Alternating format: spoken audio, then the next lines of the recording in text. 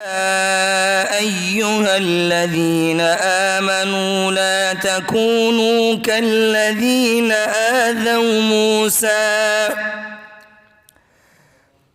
آذوا موسى فبرأه الله مما قالوا وكان عند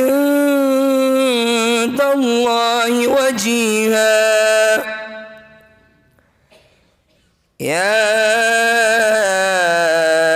أيها الذين آمنوا اتقوا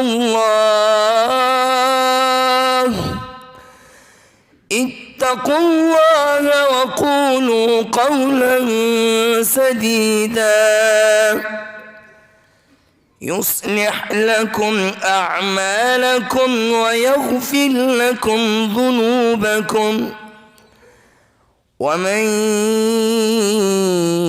يطع الله ورسوله فقد فاز فوزا عظيما.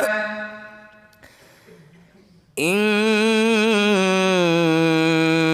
عرضنا الأمانة على السماوات والأرض والجبال فأبين أن يحملنها وأشفقن منها وحملها الإنسان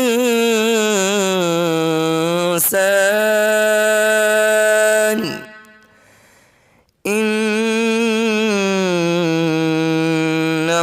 كان ظلوما جهولا.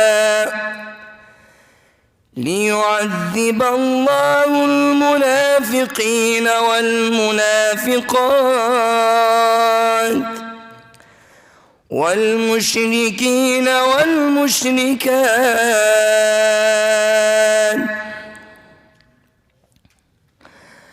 ليعذب الله المنافقين والمنافقات والمشركين والمشركات ويتوب الله على المؤمنين والمؤمنات وكان الله غفورا رحيما. صدق الله العظيم.